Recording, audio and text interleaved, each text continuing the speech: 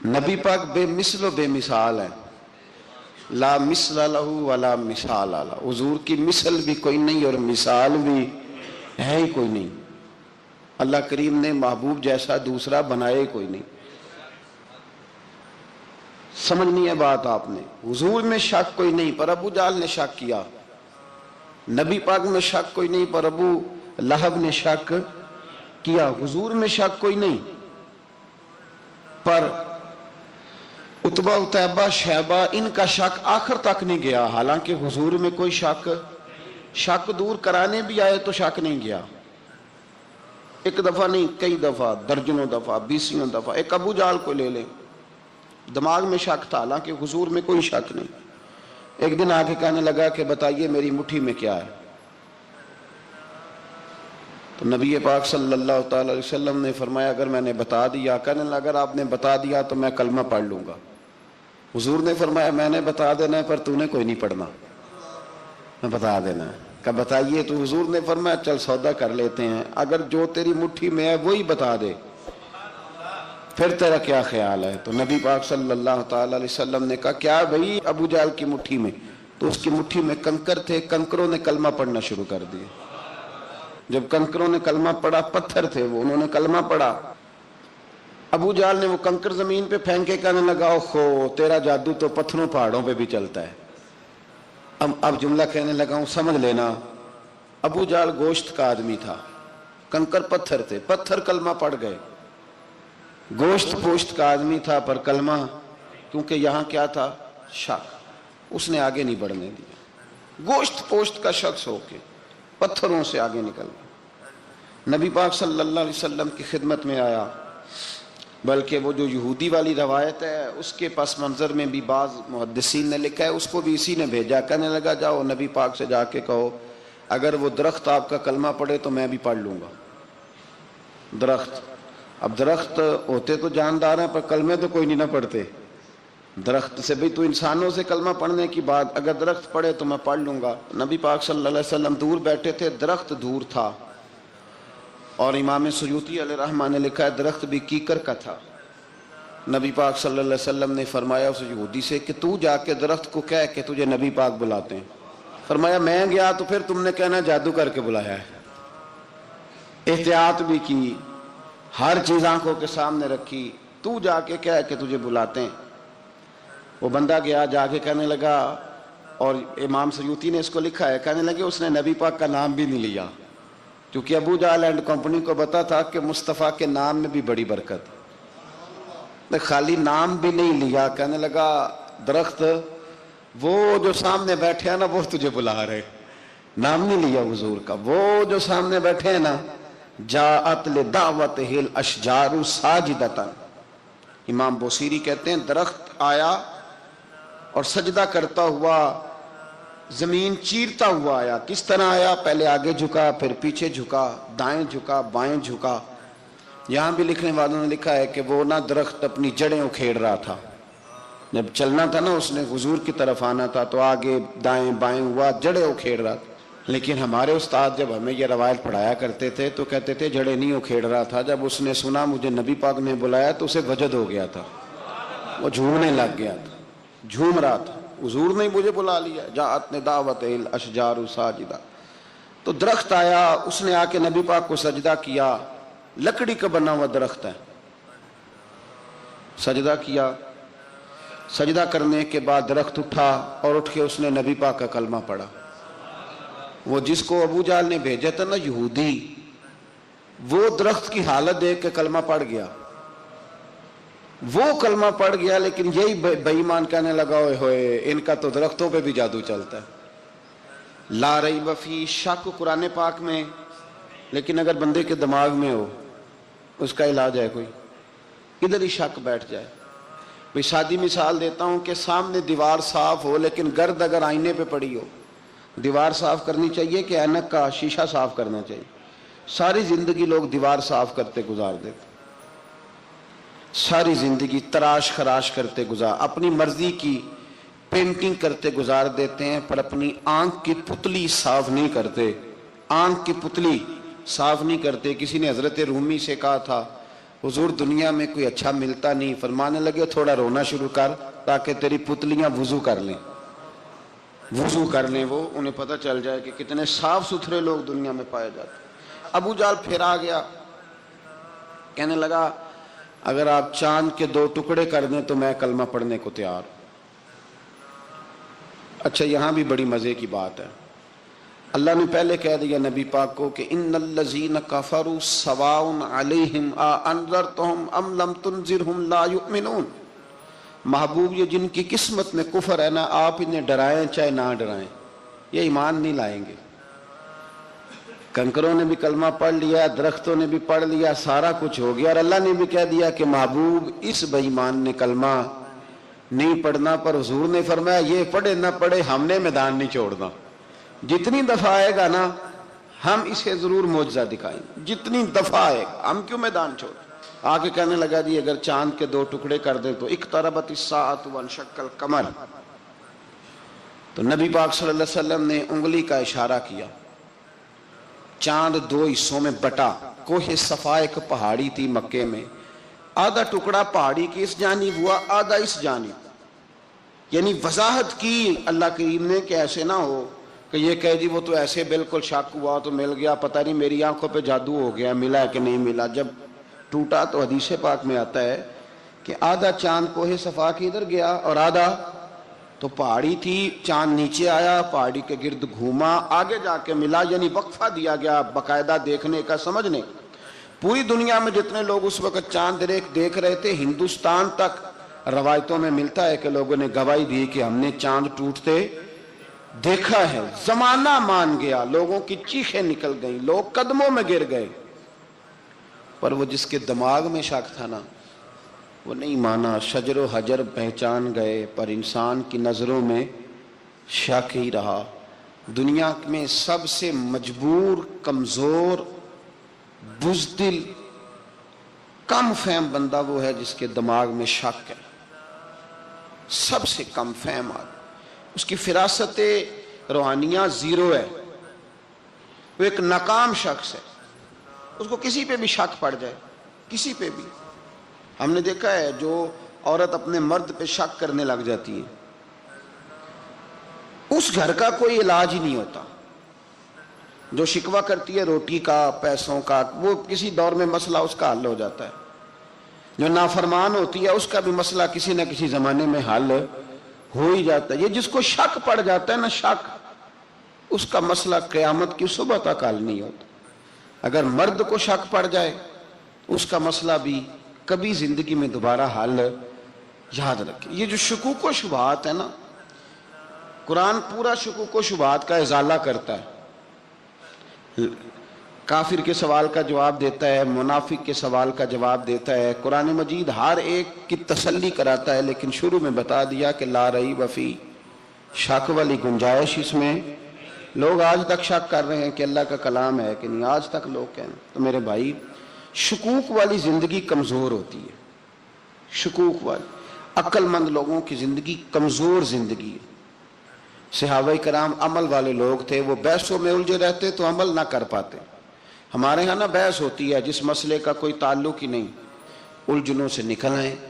अमल का रास्ता, बहस जो होती है ये अमल का रास्ता रोकती है। अक्लमंद ना बने, फर्मा बरदार बने। मेरे भाई, शुकूक व शुबहात वाली जो लाइफ है, लेकिन ना अंबिया किराम अलैहिस्सलाम के बारे में शुकूक व शुबहात हैं, औलिया उज़्ज़ाम के बारे में। अब एक नया शक पैदा हो गया है कि फैज़ मिलता है कि नहीं मिलता। हमने फलाने वली को देखा नहीं, सारी जिंदगी उसका नाम लिया, फैज़ मिलेगा कि नहीं। गौस पाक को देखा नहीं, सारी जिंदगी कादरी कहलाया, फैज़ मिलेगा कि नहीं। ख्वाजा अजमेर को देखा नहीं, चिश्ती कहलाए, फैज़ मिला कि नहीं। साबर पिया को देखा नहीं, साबरी कहलाए, फैज़ मिला कि नहीं। ओ खुदा के बंदे, फैज़ वो चीज़ है जो नज़र नहीं आती पर महसूस सबसे ज़्यादा होती है। मिले तो हज़रत अवैस करनी भी नहीं थे नबी पाक से, वो भी नहीं मिले थे, मुलाकात तो उनकी भी नहीं हुई थी। क्या कहोगे, मुलाकात नहीं हुई, लेकिन फ्यूज़ो बरक़ात का ये आलम है कि मेरे महबूब ने फरमाया वो दुआ करेगा तो अल्लाह मेरी उम्मत की बख्शिश फरमाएगा। तो आप, हमारे सूफिया में एक सिलसिला अवैसिया है। सिलसिला वैसिया में अक्सर मुलाकात नहीं होती, اکثر نہیں ملاقات ہوتی بغیر دیکھیں نا، آپ جب کسی کا نام جپتے ہیں، جب کسی کا نام لیتے ہیں، جب اسی کا ذکر کرتے ہیں، جب اسی کے تذکرے میں رہتے ہیں، تو اللہ تبارک و تعالیٰ کے یہ جو کامل لوگ ہوتے ہیں یہ متوجہ ہو جاتے ہیں، ان کی توجہ ہوتی ہے۔ اور خود سرکار نے فرمایا دو آپس میں محبت کرنے والے، ایک مشرق میں ایک مغرب میں، قیامت کے دن اللہ دونوں کو جنت میں اکٹھا فرما دے گا۔ یہ کیا بات ہوئی کہ ہر بات میں شک کرنا کہ جی وہ فلانے سے ملاقات ہی نہیں ہوئی؟ تو کس طرح بھئی، ملاقات ایک الگ چیز کا نام ہے، ملاقات ایک الگ شے کا نام ہے، اور فیوز و برکات ایک اللہ سے ملاقات ہوئی ہے۔ رزق دیتا ہے کہ نہیں؟ زندگی دیتا ہے، ساری چیزیں دیتا ہے، تو ملاقات تو کوئی نہیں کرتا۔ تو اس لیے ہر چیز کو ٹھیک ہے، وہ جو جگہ جس جگہ پہ جو بات ہے اس کو وہاں رہنا چاہیے، لیکن یہ شکوک ہیں، ان سے باہر نکلیں، ان سے باہر آئیں۔ اولیاء اللہ کا جو فیضان ہے، ان کی جو محبت ہے، ان کے جو طریق، حضرت سلیمان بن بشار رحمت اللہ علیہ بزرگ گزرے ہیں، وہ کہتے ہیں میرے پاس، میں بڑا خوبصورت تھا، جوانی میں دین کی تھوڑی سی خدمت کرتا تھا، تو ایک عورت آ گئی، اس عورت نے میرے ساتھ کچھ مجھ سے مانگا، مطالبہ کیا، تو میں نے کہا کوئی بھکارن ہے۔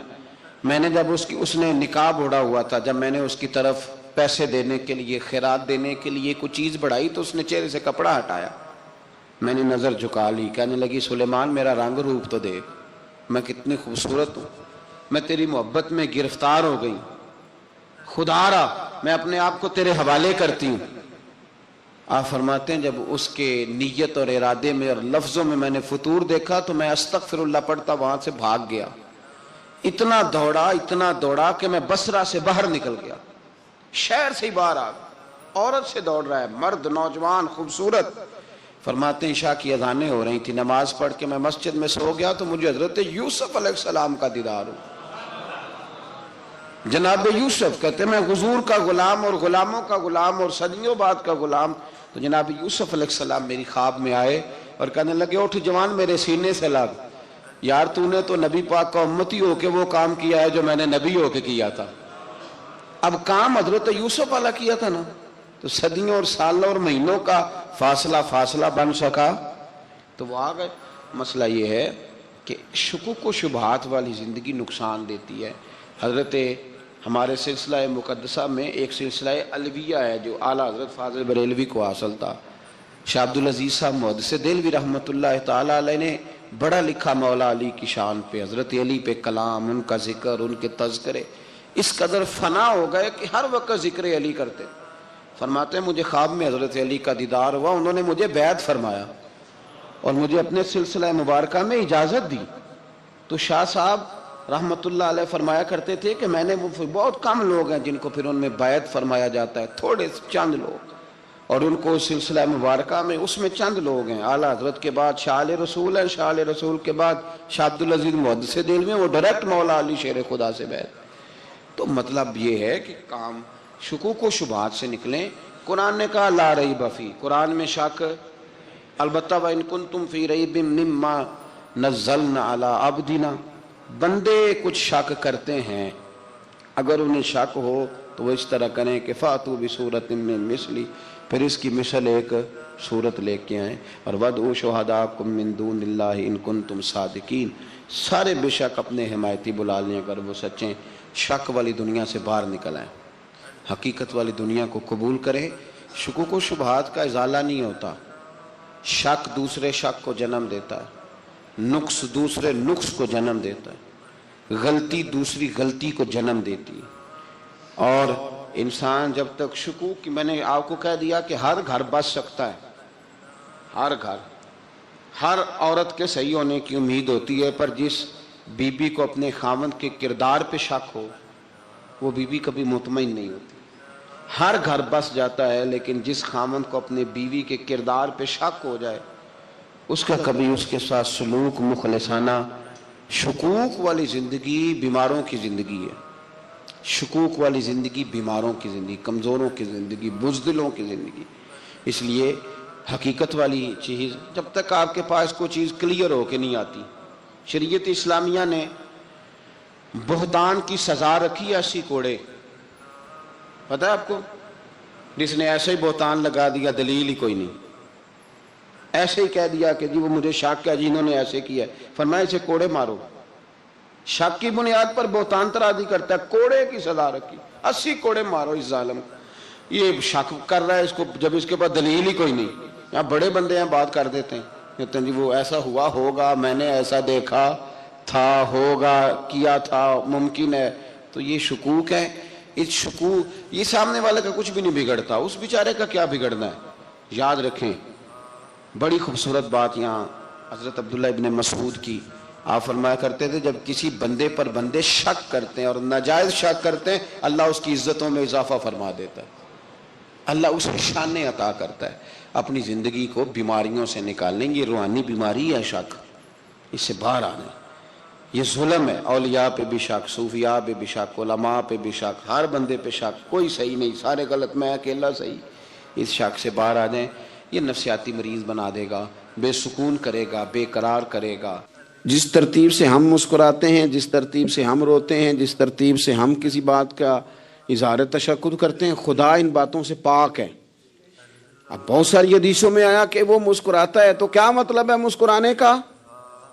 تو علماء تفسیر نے لکھا ہے مسکرانے کا مطلب یہ ہے کہ وہ بڑا ہی راضی ہوتا ہے اپنے بندے سے، بڑا راضی ہوتا ہے، یہ مطلب ہے۔ ایک تو مسکرانے کا مطلب یہ کہ وہ بڑا راضی ہو گیا، بڑا راضی ہو گیا، وہ مسکرا دیا اپنے بندے پہ۔ اور ایک اس کا معنی خود نبی پاک صلی اللہ تعالی علیہ وسلم نے بیان فرمایا، مسند امام احمد بن حنبل میں حدیث ہے، حضور سید عالم علیہ السلام سے صحابہ نے پوچھا یا رسول اللہ شہید تو بڑے لوگ ہوتے ہیں، شہیدوں میں افضل کون ہے؟ تو اللہ کے حبیب علیہ السلام فرمانے لگے وہ والا بندہ جو ڈٹ گیا تھا کافروں کے مقابلے میں، وہ ہلا نہیں، پوری طرح ڈٹ کے جو لڑا، وہ شہداء میں افضل ہے۔ حضور فرماتے ہیں وہ جنت کے بالا خانوں میں سیر کرے گا اور رب اسے دیکھ کے مسکرائے گا، رب اسے دیکھ کے مسکرائے گا، اللہ تعالیٰ مسکراتا ہے اسے دیکھ کے۔ اور اگلے جملے میں حضور نے وضاحت کر دی، فرمایا جب رب دنیا میں کسی پر مسکراتا ہے نا، تو اس کا معنی یہ ہے کہ قیامت میں پھر اللہ اسے حساب کوئی نہیں لے گا۔ جس پر اللہ دنیا میں مسکرا دیا اس سے کوئی حساب، تو وہ کام ڈھونڈنے چاہیے نا جس سے اللہ مسکرائے۔ ویسے کبھی ہم ایسا کرتے ہیں کہ نہیں کہ کسی کو راضی کیا جائے؟ یہ کام ہم کرتے ہیں کہ ہماری کمپنی کا جو سربراہ ہے وہ ہم سے راضی رہے، جس ادارے میں ہم پڑھاتے ہیں اس ادارے کا بڑا ہم سے راضی رہے، یہ کرتے ہیں ہم۔ اس کے لیے کچھ نہ کچھ ہیلے بہانے ہم کرتے ہیں، برادری، قبیلہ، علاقہ، بستی، لوگ کسی طریقے سے ہمارے ساتھ مطمئن رہیں، کرتے ہیں نا یہ سارے کام۔ اس میں تھوڑی مشکل بھی ہمیں آتی ہے، لیکن کرتے ہیں، کیا کریں۔ گھر میں بھی کئی دفعہ ایسا ماحول بنانا پڑتا ہے۔ چلیں ایک اور میٹھی مثال دیتے ہیں، زیادہ سمجھ میں آئے گی۔ چھوٹا بچہ خوش رہے، آپ اس کے لیے محنت نہیں کرتے، وہ چھوٹا ہے، اس کو خوش کرنا فرض ہے ابا پہ، لیکن وہ کہتا ہے کہ میں نے موٹر سائیکل لینا ہے، چھوٹا ہے چلا ہی نہیں پائے گا، تو ابا پھر اسے راضی کرتا ہے، کہتا ہے بیٹے چھوٹا سائیکل لے لے، چل میں تجھے اڑانے والا جہاز لے دیتا ہوں۔ مقصود کیا ہے کہ اس کو ناراض نہیں کرنا، یہ روئے نہ، اس کا دل نہ ٹوٹے۔ ہو یارو سنو نا میں کیا کہہ رہا ہوں، اگر چھوٹے بچے کے لیے وہ چیزیں ڈھونڈتے ہو، میرے ابا جی نا اپنے نواسے کے لیے کھلونا لے کے آئے تو بچہ بڑا ہی کھیلا، تو ابا جی کہنے لگے لو پیسے پورے ہو گئے میرے، بچے کو پسند بڑا ہے نا، پیسے پورے کر چھڑے نے، دیکھو نا جی کتنا اس کو راضی ہوا ہے۔ تو انسان کیا کرتا ہے کہ کوشش کرتا ہے، چھوٹا بچہ بھی ناراض نہ ہو تو وہ چیزیں وہ ڈھونڈتا ہے کہ اس کو کیا پسند ہے، چاکلیٹ لے جاؤں، فلاں چیز لے جاؤں، آئس کریم لے جاؤں۔ تو ایک بچے کے لیے، گھر کے لیے، سربراہ کے لیے اتنی محنت کرتے ہو، تو وہ کام بھی ہمیں ڈھونڈ کے تلاش کرنے چاہیے نا جس سے رب راضی ہوتا ہے، اللہ راضی ہوتا ہے۔ بتاؤں وہ کون کون سے کام ہیں؟ نبی کریم صلی اللہ تعالی علیہ وسلم نے ارشاد فرمایا 3 لوگ ہیں جنہیں دیکھ کے رب مسکراتا ہے۔ یا رسول اللہ صلی اللہ علیہ وسلم وہ کون کون سے؟ تو محبوب فرمانے لگے ایک وہ بندہ ساری مخلوق سوئی ہے، آدھی رات ہے، رات کا پچھلا پہر ہے، اس نے اٹھ کے وضو کر لیا، مصلی پہ کھڑا ہو گیا خدا کی یاد میں، فرمایا اسے دیکھ کے رب مسکراتا ہے جو اس کی شان کے لائق ہے، مسکراتا ہے اللہ۔ یہ تو سونے کا ٹائم تھا، یہ تو گہری نیند آنے کا وقت تھا، رات کا پچھلا پہر، رات پوے تے بے درداں نو نیند پیاری آوے، تے درد منداں نو یاد سجن دی سوتیاں بھی آن جگاوے، اور ساون کی کالی راتوں میں جب بوندا باندی ہوتی ہے، وہ راتوں کو اٹھ اٹھ روتے ہیں جب خلقت ساری سوتی ہے، اللہ مسکراتا ہے۔ اور سننا میرے بھائی، میرے نبی پاک صلی اللہ تعالیٰ علیہ وسلم فرماتے ہیں جب مسلمان نماز کے لیے صفیں بناتے ہیں نا، ترتیب لگ رہی ہوتی ہے، اب اللہ کی بارگاہ میں کھڑے ہوں گے، قیام کریں گے، رکوع کریں گے، سجود کریں گے، فرمایا جب مومن صفیں بناتے ہیں تو رب دیکھ کے مسکراتا ہے، مسکراتا ہے۔ کمال ہو گئے عروج بندگی کا، جب بندے کو دیکھ کے رب مسکرائے، خدا بندے سے خود پوچھے بتا تیری رضا کیا ہے، مسکراتا ہے۔ اور میرے نبی پاک علیہ السلام فرماتے ہیں جب مجاہد جہاد کے لیے صفیں سیدھی کرتے ہیں، آج تو یہ رب کے نام پہ مرنے ہی آ گئے، یہ صفوں میں کھڑے ہوں گے، ترتیب سے لڑیں گے، ترتیب سے گلا کاٹیں گے کافروں کا یا شہادت لیں گے۔ فرمایا جب جہاد کے لوگ صفیں بناتے ہیں تو رب انہیں دیکھ کے مسکراتا ہے۔ کتنے نصیبوں والا وہ بندہ ہے جسے دیکھ کے مسکرا دیا۔ او یار، کبھی تیرا بیٹا تیرے سامنے مسکرائے نا چھوٹا تو تیرا دل باغ باغ ہو جاتا ہے۔ تیری ماں بیمار کسی ایک دن صحیح طرح ہنس پڑے تو طبیعت خوش ہو جاتی۔ مجھے بتاؤ نا جس کا رب بھی اسے دیکھ کے ہنس پڑے، جو اس کی شان کے لائق ہے، کیا اس بندے کے نصیبیں ہیں، کیا اس کے مقدر ہیں۔ آپ اس مقام پر اپنے آپ کو لائیں۔ اب دیکھیں نا، یہ حدیث آپ نے سن لی، اب ہم نے نا اس طرح صفحے نہیں بنانے جس طرح ساری دنیا، اب ذرا صفحے بھی شوق سے بنائیں گے، اب ذرا تھوڑا سا شوق پیدا کریں گے، بھئی یہ تو میں وہ کام کرنے لگا ہوں جسے دیکھ کے رب مسکراتا ہے۔ نبی پاک صلی اللہ علیہ وسلم نے فرمایا جب کوئی بندہ توبہ کرتا ہے نا، ہم توبہ کا رٹا لگاتے ہیں، یا اللہ میری توبہ، یا اللہ۔ اور توبہ کا تو مطلب یہ ہے کہ پچھلے گناہوں سے پکی توبہ، آج کے بعد یہ غلطی نہ کرنے کا پکا وعدہ۔ تو نے ساری شب برات رو کے گزاری ہے، بتا سویرے جھوٹ جوڑنے کا ارادہ ہے تیرا؟ آج کے بعد رشوت تو نہیں نہ لے گا، ملاوٹ تو نہیں نہ کرے گا، یہ توبہ ہے۔ اور اگر سارے کام اسی طرح کرنے تو پھر یہ توبہ کا رٹا ہے، جتنا مرضی لگاؤ۔ حضرت علی بن ربیعہ رضی اللہ تعالیٰ عنہ فرماتے ہیں میں مولا علی کے ساتھ تھا، مقام حرہ کی طرف جا رہے تھے، حضرت علی نے ہاتھ اٹھا کے دعا مانگی ہماری تعلیم کے لیے، ورنہ حضرت علی ہم صحابہ کو محفوظ عن الخطا تو مانتے ہیں نا۔ ہاتھ اٹھا کے کہا اے اللہ ہمارے گناہ بخش دے، تیرے علاوہ کوئی معاف کرنے والا نہیں۔ اور پھر حضرت علی آسمان کی طرف دیکھا اور دیکھ کے نا حضرت علی بن ربیعہ کو تو مسکرائے۔ حضرت علی بن ربیعہ کہنے لگے حضور مسکرائے کیوں ہو؟ فرمانے لگے ایک دن میں حضور کے ساتھ اسی طرح آیا تھا، اسی طرح حضور نے دعا فرمائی تھی ہماری تعلیم کے لیے، اور پھر حضور مجھے دیکھ کے مسکرائے تھے اور فرمایا جب کوئی بندہ رب کی بارگاہ میں اس طرح استغفار کرتا ہے تو رب مسکراتا ہے، اور مسکرا کے فرماتا دیکھ لو میرے بندوں کو پتا ہے کہ میرے علاوہ معاف کرنے والا کوئی نہیں، انہیں پتا ہے۔ تم اس کی بارگاہ میں رجوع تو لاؤ، آؤ تو صحیح دو آنسو لے کر۔ اقبال کہتے ہیں کہ موتی سمجھ کے شان کریمی نے چن لیا، قطرے دو گرے میرے ار کے انفعال کے، دو میں نے آنسو بہائے تھے تو اس کے کرم نے تو موتی سمجھ کے چن لیے۔ سنو نا حضور اس استغفار کو، اللہ کو یار رات کو توبہ کر کے سونا چاہیے ہمیں۔ کچھ غلطیاں ہم کرنا نہیں چاہتے پر ہم سے ہو جاتی ہیں، کچھ دل ہم توڑنا نہیں چاہتے پر وہ ٹوٹ جاتے ہیں، ہماری مجبوری ہوتی ہے ٹوٹ جاتے ہیں۔ رات کو اس کی بارگاہ میں ہاتھ باندھ کے کشکول طلب دراز کر کے خوب استغفار پڑھنا چاہیے کہ مالک بندے ہیں نا کیا کریں، نفس کا ساتھ ہے، دنیا کا ساتھ ہے، خواہشات نفسانیہ، مالک معاف کر دے۔ درد سے توبہ، رسم نہ ہو، کہانی نہ ہو، لفظ نہ ہو، جملے نہ ہو، اور جناب ایسے لوگوں کے بیچ بڑے ہاتھ باندھ کے اور بڑا کوئی ضرورت نہیں، آپ اکیلے اپنی چارپائی پہ بستر کے اندر منہ دے کے بھی درد سے کہیں گے نا معاف کر دے تو وہ تو مہربانی بڑا ہے۔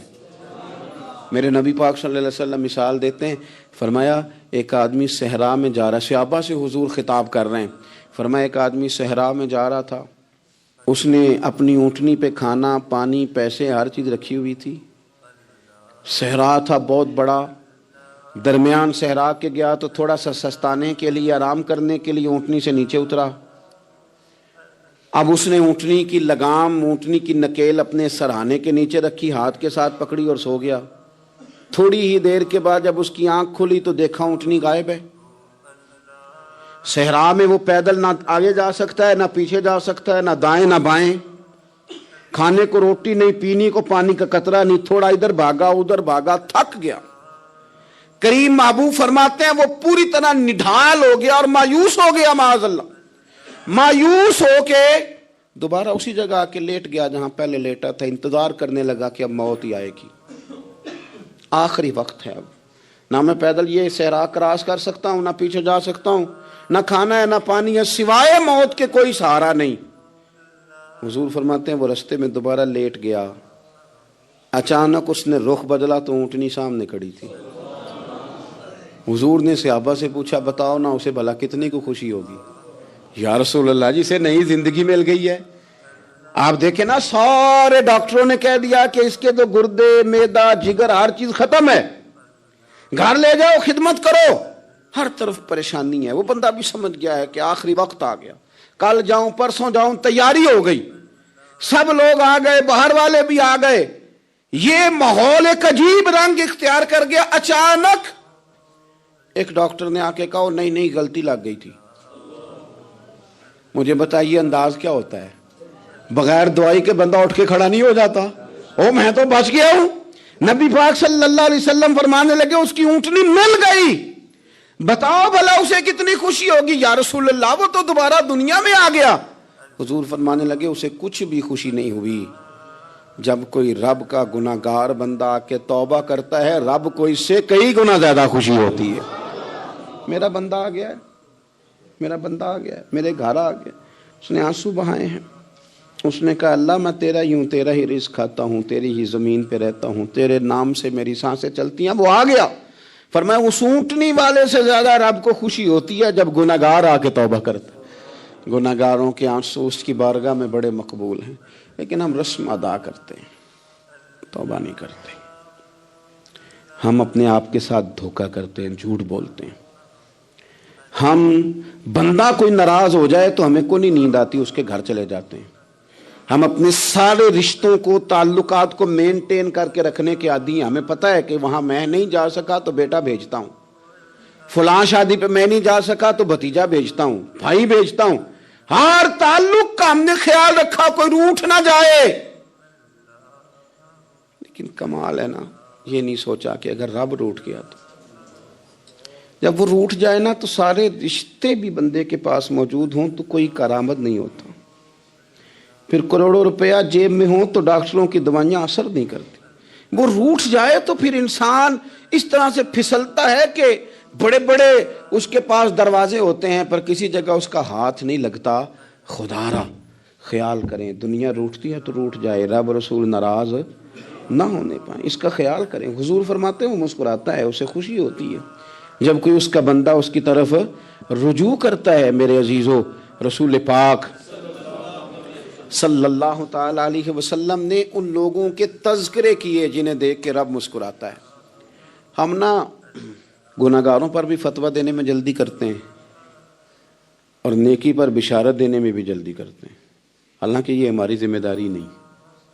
پتہ نہیں اللہ تعالیٰ کس کو کب توفیق توبہ دے کے اپنے قریب کر لے، لیکن بڑی جلدی ہے، بڑی جلدی فتویٰ دینے میں. اور یہ فتویٰ صرف مفتیوں کا نہیں رہ گیا، یہ میری طرح کے آپ کی طرح کے ڈھیروں لوگ ہیں جنہوں نے جیبوں میں فتوے ڈالے ہوئے. بھئی آپ نے کیوں ذمہ داری لے لی ہے جنت میں داخل کرنے کی اور نکالنے کی؟ یہ تو میرے رب کریم کا کرم ہے، وہ جس کو چاہے جب چاہے جتنا چاہے عطا کرے. لیکن کچھ لوگ نا بڑے پکے ہو گئے ہیں کہ شاید جو میں سوچ رہا ہوں وہی درست ہے. کبھی کبھی کچھ چیزیں عجیب بھی ہوتی ہیں، لہذا خدا کی رحمت پر بھروسہ کر کے بات کرنی چاہیے. اپنی مرضی کے فتوے نہیں داغنے چاہیے. وہ دیکھو جی فلانا بندہ یوں کر رہا ہے، آپ کو پتہ ہی نہیں پوری بات کا، آپ کو علم ہی نہیں پوری بات کا.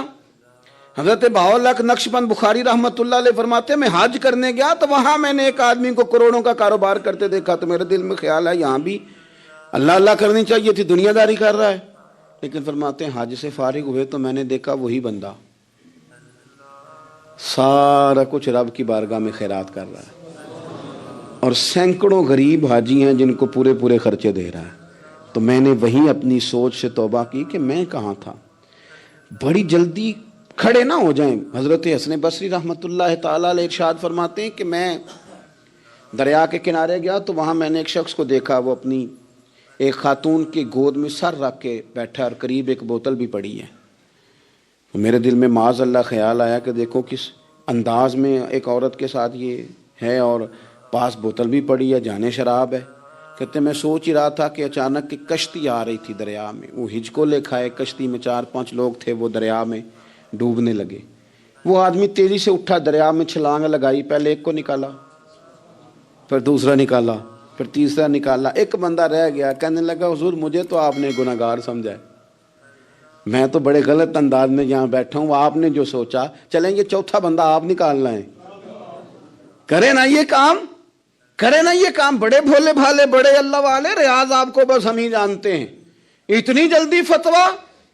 حضرت حسن بصری فرماتے ہیں میں پشیمان ہوا, میں نے کہا مجھے تیرنا نہیں آتا, تو دیر نہ کر, چوتھا ڈوب نہ جائے.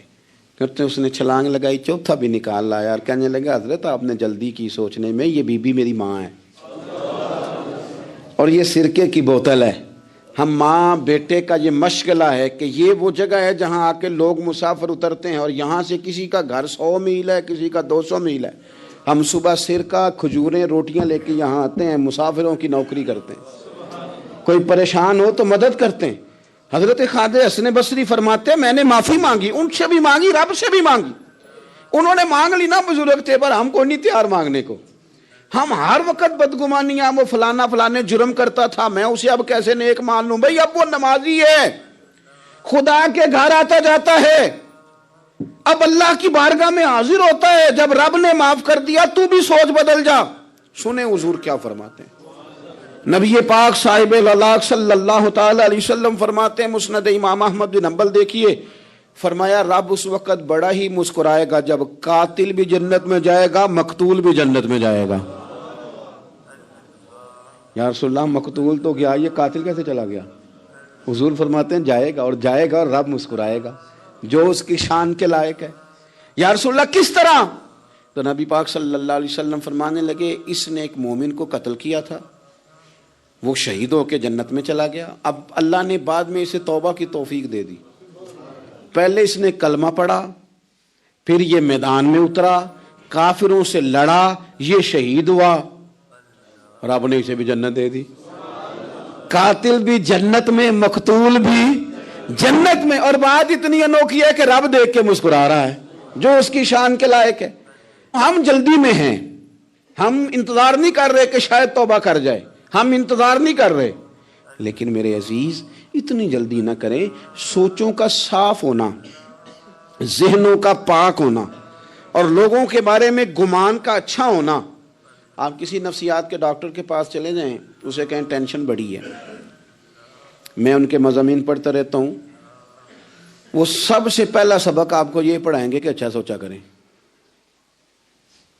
اچھا سوچنے سے بندہ تندرست رہتا ہے. کس سے بندہ تندرست رہتا ہے؟ ہیں جی واقعی, یعنی اس والے پڑوسی کے بارے میں بھی اچھا سوچنا ہے گھر میں, اس والے کے بارے میں بھی, چھوٹے بھائی کے بارے میں بھی اچھا سوچنا ہے, اور بڑے کے بارے میں بھی اچھا ہی سوچنا ہے. یعنی اپنی برادری قبیلے کے بارے میں بھی اچھا سوچیں, جو قبیلے کا نہیں اس کے بارے میں بھی چلیں تھوڑا سا اچھا سوچ لیں. اپنے بارے میں تو اچھا سوچا ہے بڑا. میں کہتا ہوں کہ ہم اپنی غلطیوں سمیت اپنے آپ سے بڑا پیار کرتے ہیں, اور دوسرے کی ایک غلطی نظر آ جائے تو ہمیں گھین آنے لگ جاتی ہے. آپ جلدی نہ کریں, مالک نے موقع دیا ہے بندوں کو, نہ وہ کسی کا رزق چھین رہا ہے, نہ سانسیں چھین رہا ہے, وہ اپنی زمین پہ چلنے بھی دے رہا ہے, رہنے بھی دے رہا ہے. تو جب اس نے موقع دیا ہے آپ بھی تھوڑا موقع دیں. اللہ بڑا کریم ہے, دروازے کھولے گا, اس کے بندے اس کی بارگاہ تک پہنچیں گے. بدگمانیاں, اور پھر بدگمانیوں کا عروج, اور اس لیول تک جا کے بات کر دینا کا جہاں سے خوف آئے کہ یار یہ بات نہیں کرنی چاہیے. رسول کائنات سرور دو عالم صلی اللہ تعالی علیہ وسلم فرماتے ہیں کہ اللہ مسکراتا ہے. دیکھو ہمارے ہاں نا ایک اور بھی مسئلہ بن گیا ہے. میں نے کچھ لوگوں کو نا پکا, میرے پیارے ہیں, محبت ہے مجھے, تو میں چونکہ آپ میری کلاس ہیں, میں مشاہداتی اور تجرباتی باتیں بھی کر لیتا ہوں, اسی کی روشنی میں کئی دفعہ گفتگو بھی تیار کرتا ہوں. کچھ لوگوں نے نا پکا ذہن بنا لیا یہ کہنے کا کہ ہاتھ بڑا تنگ ہے. پکا آپ جس وقت پوچھ لیں ان کا ہاتھ اور بڑا ہی زیادہ تنگ ہے. آپ یقین کریں بہن کا جو خامند ہے وہ کہہ رہا ہے جا حصہ لے کے آ, تیرے بھائیوں کی کمائی تو نہیں تیرے ابا کی ہے, لے کے آ. وہ بیچاری اس کی منتیں کر رہی ہے, کہتی ہے اگر جاؤں گی نا تو وہ کہیں گے حصہ لے جا, آج کے بعد ہمارے گھر نہ آنا, میرا دروازہ نہ بند کرو, مہربانی کرو. اور بھائی سے بات کرتی ہے تو کہتا ہے ہاتھ ہی بڑا تنگ ہے, جب ٹھیک ہوگا تو دے دوں گا. نہ کریں یہ ظلم. ہمارے اپنے تڑپتے رہتے ہیں اور ہماری دولتیں اندر پڑی رہتی ہیں. ہمارے اپنے چھوٹی چھوٹی ضروریات کے لیے پریشان ہوتے ہیں, لیکن ہم بڑے بڑے بہانے ہیں ہمارے پاس, کہتے ہیں یہ نکما ہے, یہ نکھٹو ہے, یہ کام نہیں کرتا, اس میں فلانا ہے, بے فلانا ہے, بلہذا میں نے نہیں ساتھ چلنا. اظہار جب آپ کے اندر پیدا ہوتا ہے نا, اظہار جب کسی کے لیے آپ حساس ہوتے ہیں تو آپ کو بھی سرور حاصل ہوتا ہے. نہ کریں یہ کام کہ آپ کو اللہ نے وسعت دی ہے اور ہر وقت آپ ہاتھ تانگ ہونے کا رونا رو رہے ہیں, ہر وقت آپ یہ کہہ رہے ہیں میں بڑی آزمائش میں ہوں, جب خدا نے آپ پہ نہیں ڈالی. تو اتنے جھوٹ بولنا صرف اس لیے کہ میرے پیسے بچ جائیں, صرف اس لیے کہانی سنانا کہ حالات میرے بڑے خراب ہیں کہ کوئی بندہ میرے سے کوئی تھوڑا بہت قرض نہ مانگ لے. سنو, نبی پاک صلی اللہ علیہ وسلم کے پاس مہمان آ گیا, بخاری مسلم ہے. حضور نے ازواج مطہرات کے گھروں میں پیغام بھیجا, کچھ چیز ہے ضیافت کے لیے. یا رسول اللہ کچھ بھی نہیں, یہ دو جہاں کے شاہ ہیں اور پاس کچھ رکھتے نہیں, دو جہاں کی نعمتیں ہیں ان کے خالی ہاتھ میں. یا رسول اللہ کوئی چیز بھی نہیں. حضور نے صحابہ کے مجمع پہ نظر ڈالی, یا رسول اللہ صلی اللہ علیہ وسلم حکم ہو. تو حضور فرمانے لگے تم میں سے کوئی بندہ ہے جو اسے گھر لے جائے روٹی کھلائے. ایک صحابی اٹھے فوراً, حضور میں لے کے جاتا ہوں کھانا کھلاتا ہوں. فرماتے ہیں میرے گھر میں صرف بچوں کا کھانا تھا, یہ نہیں کہ فریزر بھرا ہوا ہے نعمتوں سے, صرف بچوں کا کھانا. یہ نہیں کہ کسی کو دیکھ کے اپنی ہنڈیا پہ برتن دے لیا, صرف بچوں کا کھانا. کہتے ہیں گھر گیا, بیوی سے کہا کیا کیفیت ہے, کہنے لگی بچوں کی روٹی ہے. میں نے کہا بچے سلا دے, صبح ناشتہ کر لیں گے. تو کہنے لگی آپ کیا کھائیں گے؟ تو میں نے کہا نہ میں کھاؤں گا نہ تو کھائے گی, مہمان جو نبی پاک کا ہے. کہا اچھا, اب ذرا تجویز دیکھو میاں بیوی کی سوجھی آپس میں. کہتے ہیں کھانا لگا دینا, کیونکہ ایک آدھ بندے کا کھانا ہے. اپنی غربتوں کا ہر جگہ اظہار کرنا, رونا رونا. یہ دیکھو غربت کیسے چھپائی جا رہی. اس کو کہا نہیں کہ چل تو تھوڑا رحم کھا, تو آیا ہے تو تھوڑا رحم کھا, یہ نہیں کہا. کہا اٹھ کے نا تو کھانا رکھنا اور اٹھ کے نا چراغ ٹھیک کرنے کے بہانے بجھا دینا. ہم دنیا والوں کے سامنے کیوں اپنے دکھ بیان کریں؟ ہم جو کہیں گے رب رسول کی بارگاہ میں کہیں گے. تو نہ چراغ ٹھیک کرنے کے بہانے. اہلیہ اٹھی, کھانا دینے کے بعد چراغ ٹھیک کرنے کے بہانے بجھا دیا. خامد بھی ہاتھ چلاتے رہے, بیوی کبھی برتن رکھتی کبھی اٹھاتی. پتہ چلے کہ کھانا کھا رہے ہیں, کھانا کھایا جا رہا ہے. کہتے ہیں مہمان پیٹ بھر کے کھانا کھا گیا. یہ کام ہوا رات کے اندھیرے میں, اس وقت ہوا جب چراغ بھی بند تھا, اس وقت ہوا جب کوئی دیکھنے والا نہیں تھا, کسی پڑوسی کو بھی خبر نہیں تھی. فرماتے ہیں صبح کے اجالے میں اس مہمان کو لے کے مسجد نبوی میں نے قدم رکھا تو نبی کریم نے فرمایا رات جو تم نے کام کیا ہے نا اسے دیکھ کے میرا رب بڑا مسکرایا ہے, اللہ بڑا مسکرایا ہے. اللہ تر دامنی پہ شیخ ہماری نہ جائیے, ہم دامن نچوڑ دیں تو فرشتے وضو کریں. یہ شان ہے صحابہ کی. نبی کریم علیہ السلام نے فرمایا رب رات مسکرایا تیرا یہ انداز دیکھ کے, اور اس نے قرآن نازل کیا وَيُؤْثِرُونَ عَلَىٰ أَنفُسِهِمْ وَلَوْ كَانَ بِهِمْ خَصَاصَةٌ. کچھ لوگ وہ ہیں جنہیں بڑی بھی ضرورت ہو تو دوسروں پر اثار کر دیتے ہیں, قربانی دے دیتے ہیں. رب مسکرایا ہے, اندر پیسے رکھے ہوئے ہیں, اندر پیسے رکھے ہوئے ہیں. اور بہن آ کے منت کر رہی ہے کہ بھائی حالات بڑے خراب ہیں, تھوڑی سی مہربانی کر. تو کہتے ہیں بہن پردہ ہی ہے بس, کیسے بتاؤں تجھے حالات, تجھے کیا بتاؤں کام کتنی مشکل سے چلتا ہے, یہ پردہ یہ بس. بہرحال اگر تو نے کہا ہے نا 50,000 تو میں زیادہ نہیں کوئی 20 کو دے دوں گا تجھے, وہ بھی خاصی نیکی کر کے, وہ بھی بتا سکھا کے. رات اماں پہ علیحدہ سے احسان چڑھاؤں گا, ابا پہ علیحدہ سے چڑھاؤں گا کہ تمہاری بیٹی کے ساتھ تعاون کر رہا ہوں, سارے علاقے کو ویسے ہی بتاؤں گا. اور وہ غریبنی بیچاری 20,000 لے کے گھر گئی ہے, پہ سفارشیں کر رہی ہے کہ مہربانی کرو. میں نے ایسے بھی دیکھے ہیں جو پہلے بیوی کو پکڑاتے ہیں تو دے, اس لیے کہ پھر وزیر اعظم تو ڈنڈا نکال لے گا تو بڑا مشکل ہو جائے گا پھر گھر میں رہنا. لہذا وہ یہ تو آگے لگ، یہ کیا لہجہ ہے آپ کا؟ یہ تو کسی کو بھی دیں تو چھپا کے دینے کا حکم ہے، کسی کو بھی دیں تو ہمیں حکم یہ ہے کہ سیدھے ہاتھ سے دینا ہے، الٹے کو خبر۔ اور یہ جو بالکل ہی اپنے، ان پر تو پردہ پوشی آپ کے لیے ویسے ہی ضرورت تھی۔ میرے عزیز، رب مسکراتا ہے، میرے نبی پاک علیہ السلام نے یہ اعمال ہمیں بتائے جن پر اللہ مسکراتا ہے، خوش ہوتا ہے۔ اور بعض لوگوں کو حضور نے نامینیٹ کیا، حضرت سعد بن معاذ رضی اللہ تعالیٰ عنہ عظیم صحابی تھے۔ یہ وہ خوبصورت صحابی ہیں جن کے جنازے کو کندھا میرے نبی پاک نے عطا فرمایا، حضور نے کندھا عطا فرمایا۔ کمال ہو گئی، نرخ بازار محبت کا انوکھا ہی ہو گیا، خود خریداروں میں شامل آ کے مولا ہو گیا۔ حضور نے کندھا دیا۔ حضرت سعد بن معاذ رضی اللہ تعالیٰ عنہ کا جب جنازہ اٹھا، ان کی والدہ رو پڑی، بڑے درد سے روئی، ماں تھی نا۔ ان کی آواز جب حضور تک گئی تو نبی پاک نے فرمایا آنسوؤں کو روک لے، آواز کو کم کر لے، تیرے بیٹے کی تو جب روح پرواز ہوئی ہے تو رب مسکرایا ہے۔ جس کے آنے پہ رب راضی ہو، مسکرا دے جو اس کی شان کے لائق ہے۔ یہ تو وہ لوگ ہیں کہ جن کے جانے پر نا رب، وہ کسی نے کہا تھا کہ میرے مرنے پہ ہر سو شور مچ جائے گا، دیکھو گے میرے مرنے پہ ہر سو شور، تمہیں پتہ چل جائے گا جب ہم جائیں گے، میرے مرنے پہ ہر سو شور مچ جائے گا، دیکھو گے، اور کہنے الوداع سرکار خود تشریف لائیں گے۔ اور درویش کہنے لگے بعد مرندے مکھڑا میرا ہو جاوے جے تازہ، پھر سمجھ لینا محبوب میرے نے آن پڑے ہے جنازہ۔ اور عاشق کا جنازہ ہے، ذرا دھوم سے نکلے اور محبوب کی گلیوں سے ذرا گھوم کے نکلے۔ فرمایا کہ ان کے تو جانے پہ رب کریم۔ اور حضور نے ایک دعا بھی دی۔ حضرت ابو طلحہ، حضرت طلحہ رضی اللہ تعالیٰ عنہ صحابی تھے، ان کا وصال ہو گیا تو حضور نے دعا بھی دی۔ فرمایا یا اللہ جب میرا طلحہ آئے نا تو اس سے مسکرا کے بات کرنا، یہ تجھ سے مسکرا کے بات کرے جو تیری شان کے لائق ہے۔ تو اللہ تعالیٰ غائب درجے راضی ہوتا ہے۔ ایک دفعہ پھر بات دہراتا ہوں، جو میدان میں ڈٹ کے شہید ہو رب اسے دیکھ کے مسکراتا ہے۔ ابو جہل پھر آ گیا، کہنے لگا اگر آپ چاند کے 2 ٹکڑے کر دیں تو میں کلمہ پڑھنے کو تیار۔ اچھا یہاں بھی بڑی مزے کی بات ہے، اللہ نے پہلے کہہ دیا نبی پاک کو کہ ان الذین کفروا سواء علیہم اانذرتہم ام لم تنذرہم لا یؤمنون۔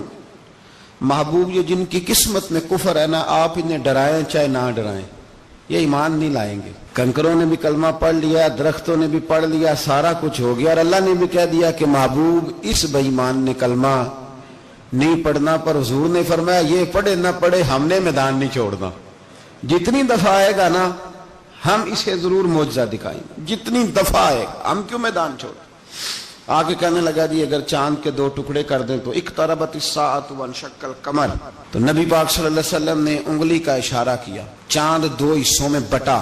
کوہ صفا ایک پہاڑی تھی مکے میں، آدھا ٹکڑا پہاڑی کی اس جانب ہوا، آدھا اس جانب، یعنی وضاحت کی اللہ کریم نے کہ ایسے نہ ہو کہ یہ کہہ دی وہ تو ایسے بالکل شک ہوا تو مل گیا، پتہ نہیں میری آنکھوں پہ جادو ہو گیا، ملا ہے کہ نہیں ملا۔ جب ٹوٹا تو حدیث پاک میں آتا ہے کہ آدھا چاند کوہ صفا کے ادھر گیا اور آدھا تو پہاڑی تھی، چاند نیچے آیا، پہاڑی کے گرد گھوما، آگے جا کے ملا، یعنی وقفہ دیا گیا باقاعدہ دیکھنے کا، سمجھنے۔ پوری دنیا میں جتنے لوگ اس وقت چاند دیکھ رہے تھے، ہندوستان تک روایتوں میں ملتا ہے کہ لوگوں نے گواہی دی کہ ہم نے چاند ٹوٹتے دیکھا ہے۔ زمانہ مان گیا، لوگوں کی چیخیں نکل گئیں، لوگ قدموں میں گر گئے، پر وہ جس کے دماغ میں شک تھا نا وہ نہیں مانا۔ شجر و حجر پہچان گئے پر انسان کی نظروں میں شک ہی رہا۔ دنیا میں سب سے مجبور، کمزور، بزدل، کم فہم بندہ وہ ہے جس کے دماغ میں شک ہے، سب سے کم فہم آدمی، اس کی فراست روحانیہ 0 ہے۔